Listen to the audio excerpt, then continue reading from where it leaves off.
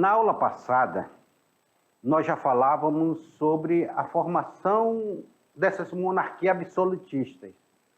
E na aula de hoje, nós iremos dar ênfase a isso. Nessa aula 21, nós iremos dar ênfase a essa formação dos Estados nacionais, a formação do absolutismo. O que foi absolutismo? O que representou o absolutismo? Vocês precisam entender porque nós estamos tendo uma mudança completa, uma mudança do renascimento cultural, do renascimento urbano, do renascimento comercial, do renascimento científico. Nós estamos também tendo uma mudança na forma de se fazer comércio, com o aparecimento do mercantilismo. E agora o que muda? Também a forma de governar. Na Idade Média, nós vimos que o poder era fragmentado dentro dos feudos. Existia a figura do rei, mas o rei não tinha aquele poder todo, porque o exército estava na mão dos senhores feudais. Chegou agora um determinado momento que os senhores feudais vão entregar o seu exército para os reis, porque eles precisavam de uma unidade, de uma nação fortalecida, aonde o rei tivesse um exército fortalecido e pudesse proteger todo aquele território. Começam a se formar as monarquias absolutistas. Começam a se formar os estados nacionais. Regiões que eram fragmentadas começaram a se unificar em estados nacionais. Vamos entender direito isso daí? Na tela para vocês, aula de número 21, que fala sobre a formação dos estados nacionais. O crescimento do Estado Nacional, as monarquias absolutistas, o clero, a nobreza e a burguesia, a monarquia em Portugal, Espanha, Inglaterra e França. Vamos entender esses 4 tópicos aqui que traz sobre esse renascimento. Esse renascimento. O que vai ser esse renascimento? Olha aí, ó. O poder que estava aqui ainda continua o Império Bizantino, tá? Vamos lá, colocar aqui um lápisinho aqui para a gente poder escrever, ok? Aqui ainda continua o Império Bizantino, o Império Romano do Oriente. Mas aqui começaram a se formar, aqui está tomado pelo Califado de Córdoba, ou seja, os árabes ainda estão tomando conta daqui, ó. Reinos de França, Ducado de Borgonha, Sacro Império Romano Germânico, Polônia, Hungria, Croácia, Bósnia, Império Búlgaro. Então, começam a se formar esses estados nacionais. Começam a se organizar, eles começam a criar força. Os anglo-saxões vão formar a Inglaterra aqui, ó, vão tentar unificar para formar a Inglaterra, que hoje é o Reino Unido. Então, a Europa, ela passa a não estar mais, vem cá comigo, a não estar mais fragmentada, a Europa. Não estava mais aquela coxa de retalho. Eles começam a ter um formato de reino. Assim mesmo como foi o Sacro Império Romano Germânico, que ele vai se fortalecer. Depois a Itália vai se unificar, vai formar um reino único. Mas Aragão, Castela vão começar, depois da expulsão dos mouros aqui, dos árabes, eles vão começar também a se formar em uma monarquia absolutista. Começa a ter uma nova estrutura dentro da Europa. Os reis vão começar a aparecer agora como figuras centralizadas. Agora, o poder todo vai estar na mão do rei. Tanto é que tem aquela frase, Luís XIV, o Estado sou eu. O Estado sou eu. Significa que agora nós estamos em formação do Estado. Eles são reis absolutos. Eles mandam em toda aquela região. Quem faz a lei é o rei. Quem manda viver ou matar é o rei. Tem toda uma estrutura estatal aí envolvida. Vamos lá, para a gente entender, na tela para vocês aí, para a gente entender melhor esse período. Com o fracasso das tentativas de unificação europeia empreendida pela Igreja Porque a igreja ela tenta unificar a Europa. Tanto é que a igreja ela cria aqui o Sacro Império Romano Germânico para tentar unificar. Mas ela falha. Ainda enfrenta aí o protestantismo, ainda enfrenta a reforma protestante. A instabilidade vivida, os estados europeus tenderam a centralizar em torno de um rei. Este, aos poucos, assume características de um monarca absolutista, originando o Estado moderno na Europa Ocidental. Surge, então, aí esse Estado moderno. Nós estamos entrando, saindo da Idade Média e entrando na Idade Moderna. Esse monarca, esse rei, ele passa a ser um rei absolutista, porque as pessoas vão se centralizar em torno desse rei. A igreja não consegue unificar o povo, mas o rei consegue. Além das guerras internas e externas e dos interesses da burguesia, outros movimentos contribuíram para o fortalecimento do poder dos reis. Nós estamos vendo a reforma, as revoltas camponesas, eram consequências da fome, da miséria e da exploração dos camponeses. Assustados com as rebeliões, os senhores feudais aceitaram as autoridades do rei, que, fortalecido, podia organizar exército para reprimir os numerosos movimentos de contestação. Então, olha aí, ó. Está tendo a fome, está tendo a miséria. Vem comigo. Se está tendo fome, miséria, o povo vai, com certeza, se revoltar. O sistema feudal ele já não dá resposta para esse povo. Esses camponeses, esses servos que estavam lá, eles começam a se revoltar contra os senhores feudais. E os senhores feudais tinham exército, mas muito desses exércitos era formado, derivado dos camponeses também. E esses camponeses eles começam a se revoltar e eles começam a destruir o exército do senhor feudal, que era pequeno, e tomar. Aí tomaram um feudo aqui, aí eles se organizavam com outros servos e tomavam outro feudo. Os senhores feudais eles começaram a se assustar com isso. Vão se assustar com essas rebeliões.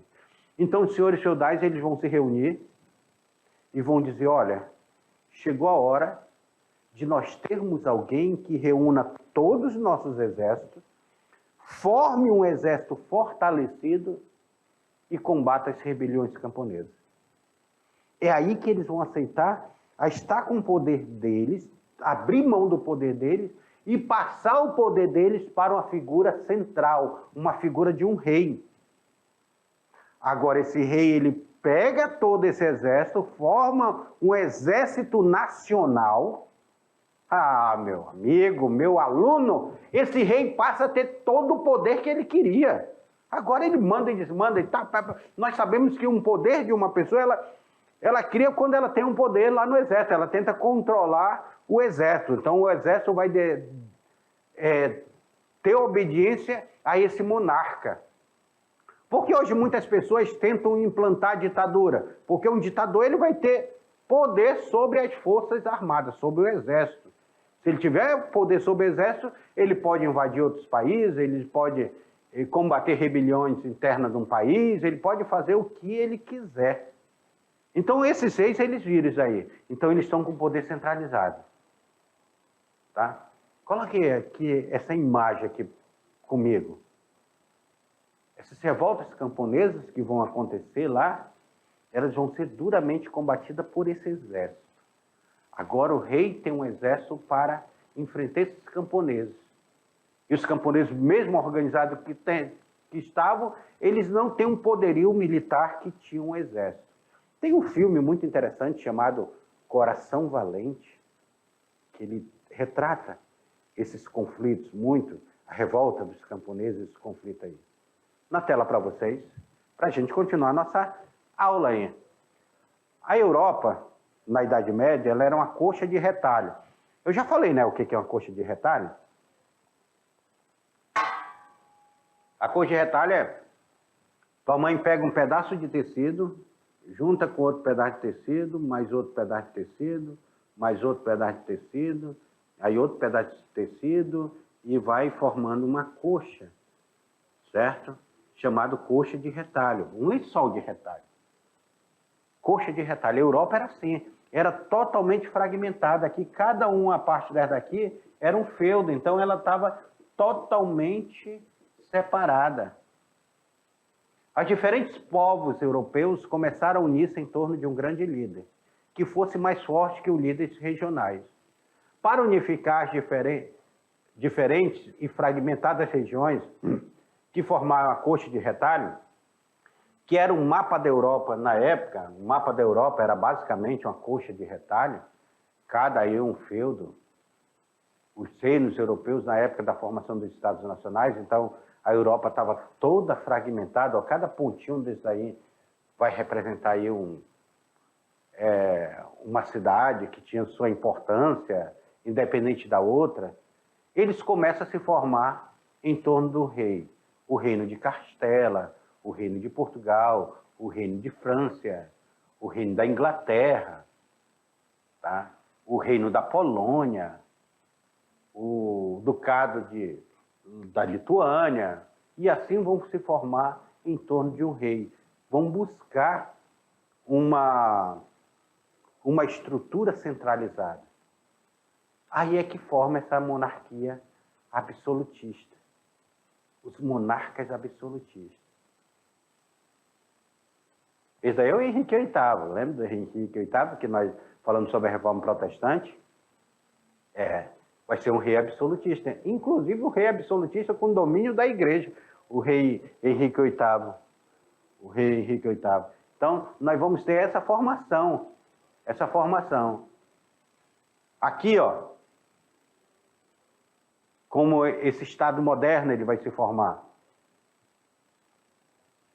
Aqui nós temos aqui o rei, a figura do rei.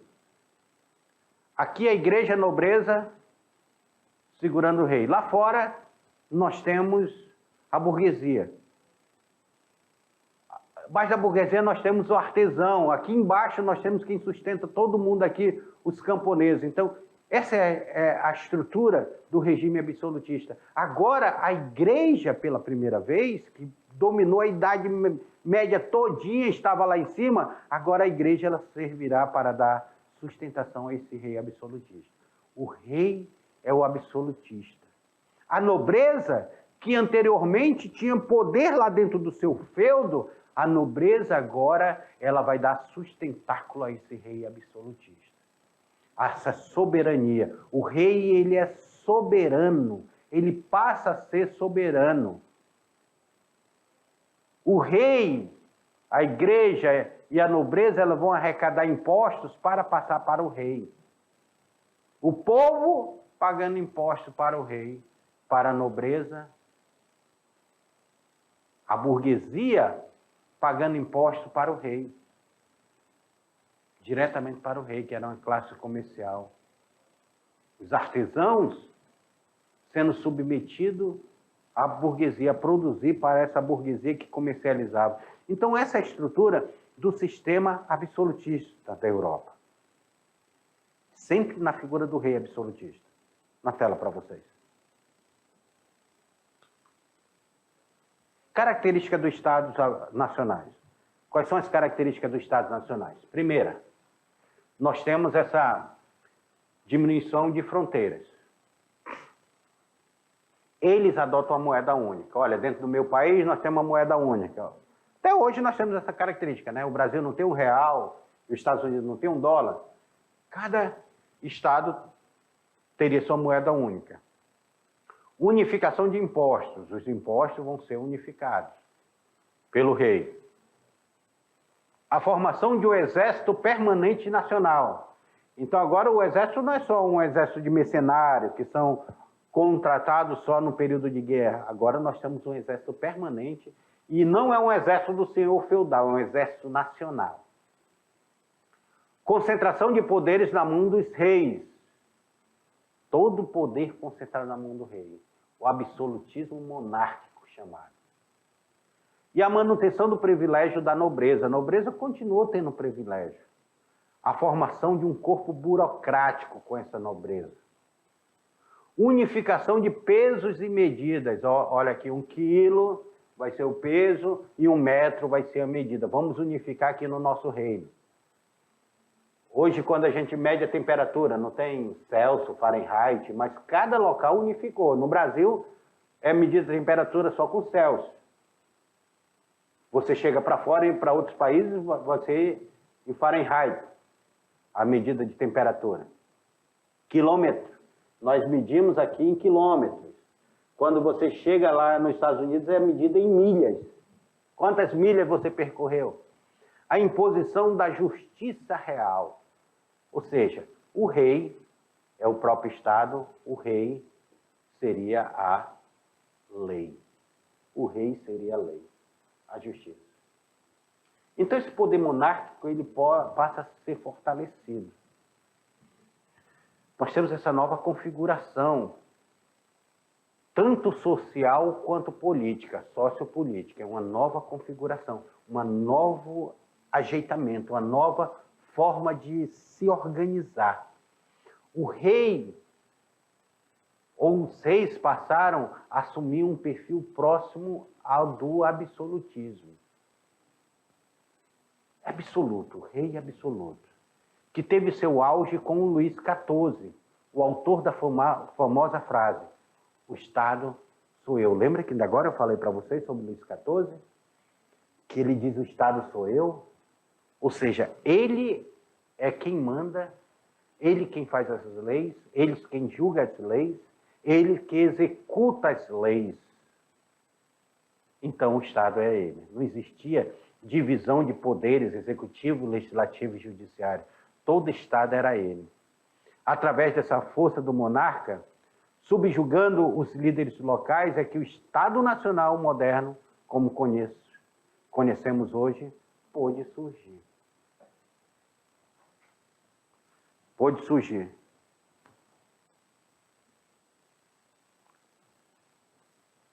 Então, vem cá comigo, aluno.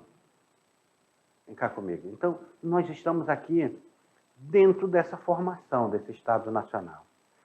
Dentro dessa transição. O rei, aos poucos, senhores feudais, os próprios senhores feudais vão entregar o poder na mão do rei. Dizer, olha, nós precisamos de alguém que nos mande, que nos controle, mas que nos proteja. Que na Idade Média, quem protegia os camponeses eram os senhores feudais. Agora são os senhores feudais que precisam de proteção contra os camponeses, devido à fome, devido à miséria que a Europa está passando. Esse rei ele vai se tornando absoluto. Existe executivo para... Não, existe legislativo para fazer as leis? Não, quem faz a lei é o rei. Existe judiciário para julgar as leis? Não, quem julga é o rei. Existe executivo para executar a lei? Não, quem executa é o rei. Ou seja, o rei é absolutista. Ele diz o que é certo, o que é errado, ele julga os seus próprios atos e ele executa os seus próprios atos. Muitos reis, nós vamos ver, o Henrique mandou matar a Ana Bolena, sua própria esposa. A filha de Ana Bolena, Elizabeth I, manda matar sua prima, que era sucessora do trono, e pega o seu filho Jaime como seu herdeiro. O filho da prima dela depois se torna herdeiro, porque ela não teve filho, se torna herdeiro do trono da Inglaterra. Olha que loucura. Então, a lei é aquela que o rei diz que é lei. Se ele é injusto, se ele é justo, injusto, aí é uma outra questão. Não cabe um julgamento, porque o Estado sou eu. Como diria Luís XIV, o Estado sou eu. Tá? Luís XIV ele tem essa concepção. O Estado sou eu.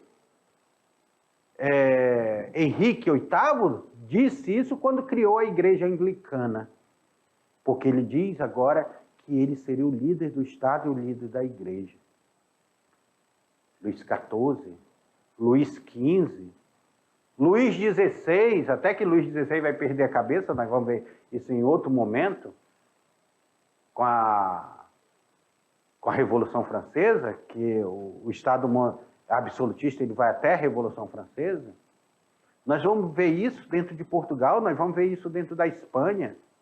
Elizabeth I dentro da Inglaterra, ela vai ser um símbolo muito grande desse absolutismo também. Na tela para vocês. Na tela para vocês. Olha aí, os principais reis dessa época. Nós temos o Henrique VIII, que governou a Inglaterra durante o século XVII, era da dinastia de Tudor. Elizabeth I, que era filha dele, que foi rainha da Inglaterra durante o século XVII também, pertencia a outra dinastia, porque ela vai criar outra dinastia, a dinastia dos Stuart. Inclusive, é a dinastia que está no poder da Inglaterra até hoje, tá? Luís XIV, também conhecido como Rei Sol. Por que ele era Rei Sol? Porque o Sol não é o centro do universo? Ele dizia que ele era o centro de todo o poder na França. Governou a França de 1643 até 1715. Já entramos no século XVIII. Entramos no século XVIII. Era da dinastia de Bourbon. Fernando e Isabel. Fernando de Aragão e Isabel de Castela. Governaram a Espanha durante o século XVI. São eles que vão financiar as grandes navegações. São eles que vão financiar Cristóvão Colombo a chegar às Américas. Fernando e Isabel. Essa união desses dois vão expulsar os árabes da Península Ibérica e vão formar o Estado absolutista chamado Espanha. Professor, e como é que está o papel do clero? Da nobreza e da burguesia.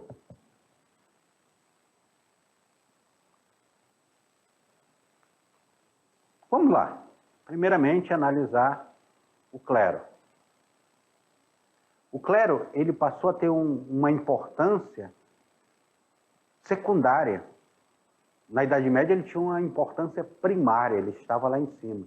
Agora ele passou a ter importância secundária. Mas um dos grandes papéis do clero era reafirmar esse absolutismo. Quando um papa coroava um rei, ele estava dizendo o seguinte: rei absolutista, rei soberano, você está recebendo a ordem direta de Deus. Então esse rei, ele estava governando por uma questão de vontade divina. Então, se era vontade de Deus, se era vontade divina, todas as ações dele emanavam diretamente de Deus. Então, eles faziam crueldades na mão de Deus, torturavam em nome de Deus,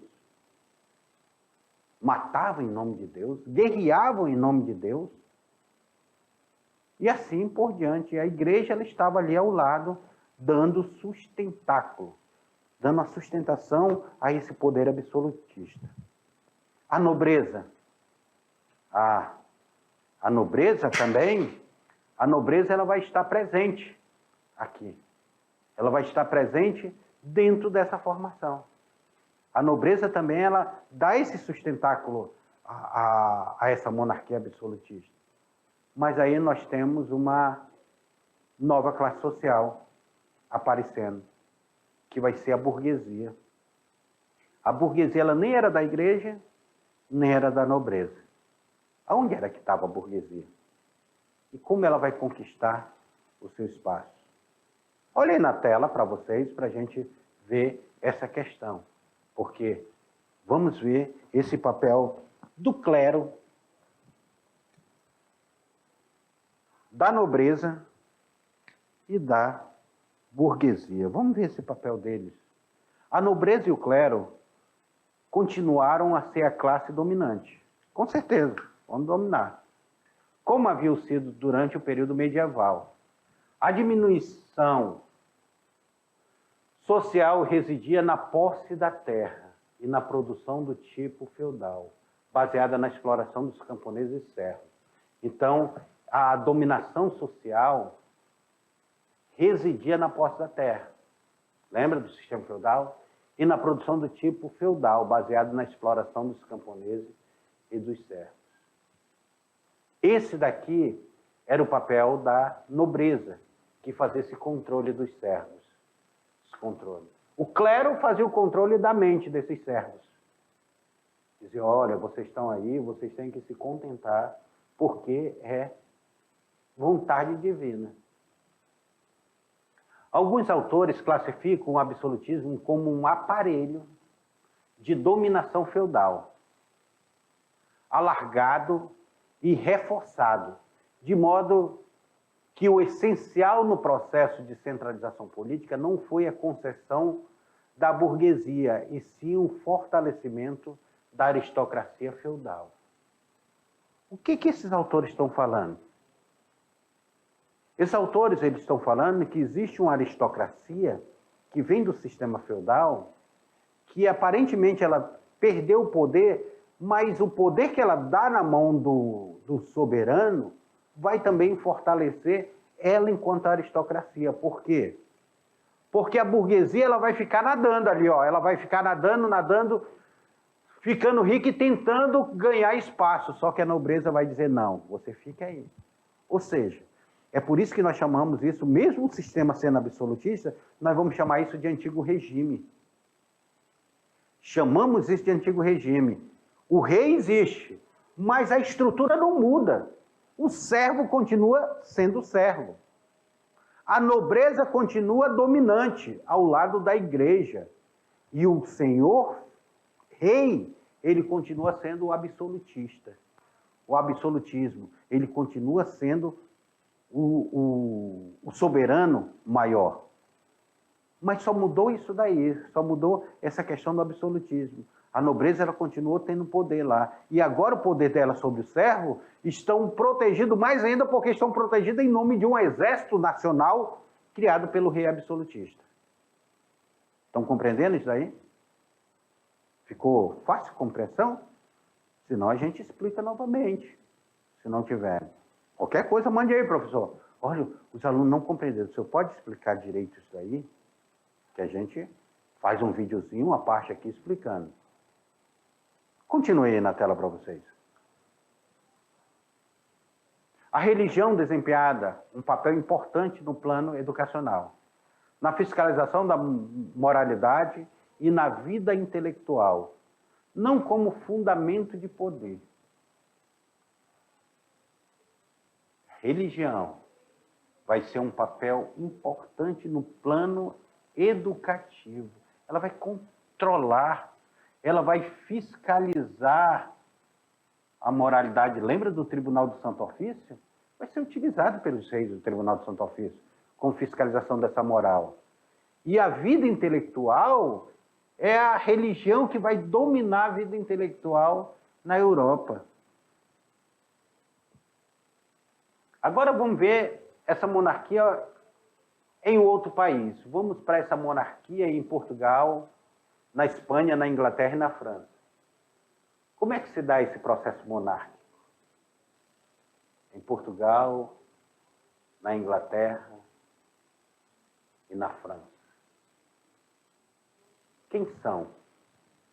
Como se dá?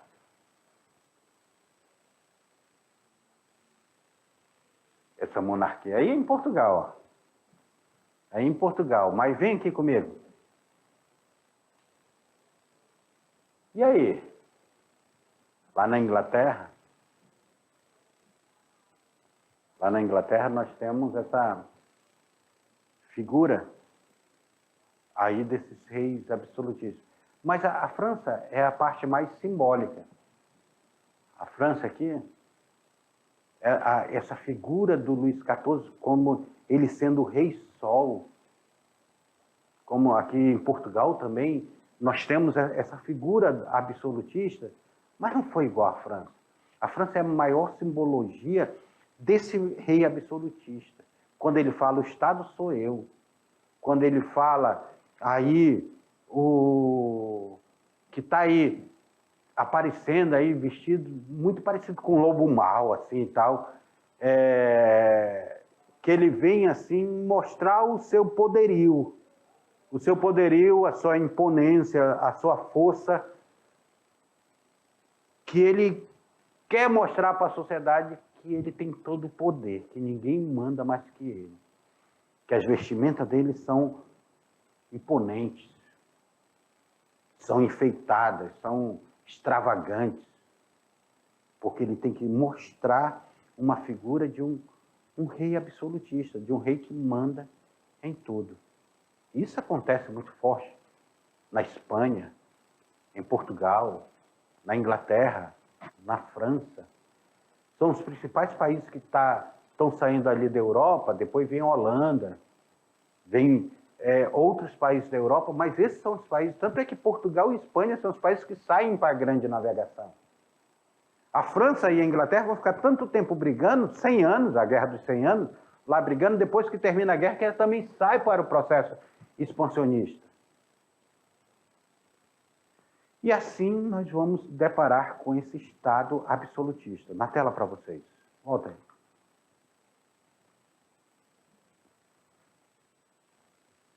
A monarquia em Portugal. Portugal foi um dos primeiros países da Europa a consolidar um governo forte, centralizado na pessoa do rei. A formação da monarquia de Portugal iniciou-se com as lutas de expulsão dos árabes. Lembra que nós já falamos que os árabes tomaram conta da Península Ibérica? Pois é, os portugueses expulsaram os árabes, que desde o século VIII ocupavam a Península Ibérica. Essas lutas ficaram conhecidas como Guerra de Reconquista. Então, aí nessa Guerra de Reconquista, os portugueses vão se fortalecer, criar um fortalecimento de um exército. Durante o domínio árabe, os povos cristãos ficaram restritos ao norte da península. A partir do século XI, pouco a pouco eles conseguiram ampliar seu território. Foram fundados, então, vários reinos, entre os quais nós temos o reino de Aragão, o reino de Navarra, o reino de Leão e o reino de Castela. Reinos fragmentados dentro da Península Ibérica. Reinos separados. Que depois nós vamos ver a junção deles. A monarquia da Espanha, a formação da monarquia espanhola, está ligada à Guerra de Reconquista também, na Espanha. Durante esse processo, diversos reinos foram constituídos. E em 1469, o casamento de Fernando, herdeiro do reino de Aragão, que nós vemos aqui, com Isabel, que era irmã de Leão e Castela, uniu 3 reinos. Era o primeiro passo para a formação da monarquia absolutista na Espanha. A Espanha se consolidando. Imagina, juntou 3 reinos. E em 1492, o exército de Fernando e Isabel apoderaram-se de Granada e expulsaram os árabes da Península Ibérica, consolidando a monarquia espanhola. Ok? Então, isso dentro da Península Ibérica, Portugal e Espanha, tá bom? Agora vamos lá para a Inglaterra, como é que está o processo lá na Inglaterra? Lá na Inglaterra, nós temos nas Ilhas Britânicas, em meados do século XI, havia 4 reinos. Havia o reino da Escócia, o reino País de Gales e Irlanda, formado por povos celtas, e Inglaterra formada por anglo-saxões.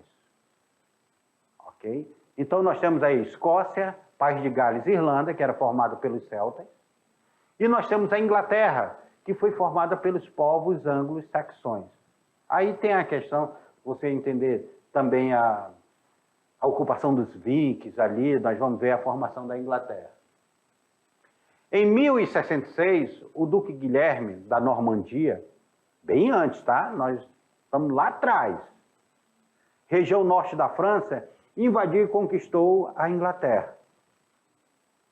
Em 1154, um nobre francês, Henrique Plantageneta, parente de Guilherme, herdou a coroa do reino da Inglaterra, passando a chamar-se Henrique II. Olha, ainda não é o oitavo não, ainda estamos no segundo, tá?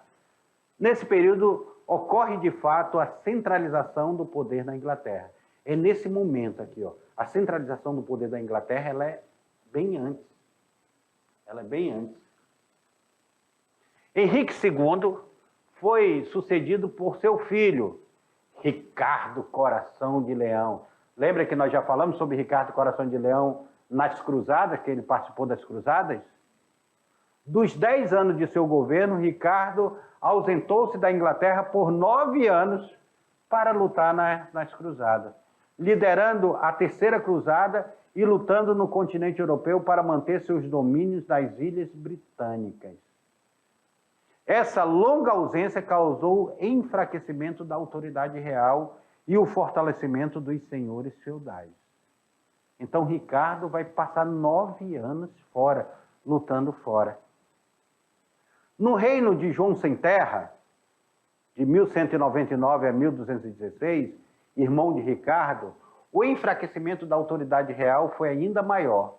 Após ser derrotado em conflitos com a França e com o papado, João Sem Terra foi obrigado pela nobreza inglesa a assinar um documento chamado Magna Carta. Isso no século XIII ainda. Por esse documento, a autoridade do rei da Inglaterra ficava bastante limitada. Ele não poderia, por exemplo, aumentar os impostos sem prévia autorização dos nobres. A Carta Magna estabelecida que o rei só poderia criar impostos depois de ouvir o grande conselho formado por bispos, condes e barões. Carta Magna. É o momento que a Inglaterra começa a se tornar parlamentarista. Só que depois nós temos a reconquista do reino absolutista, tá? Por Henrique VIII. A monarquia na França. Na França é uma coisa impressionante. Ao longo da Idade Média, o território francês sofreu um processo de fragmentação política, motivado pelo surgimento do feudalismo. Somente no século XII, ainda durante a dinastia capetinga, o processo de centralização política francês foi iniciado pelo rei Felipe II. Usando dos conflitos contra os ingleses pelo controle do norte da França, este monarca conseguiu formar um grande exército, sustentado pelos impostos cobrados ao longo do território nacional.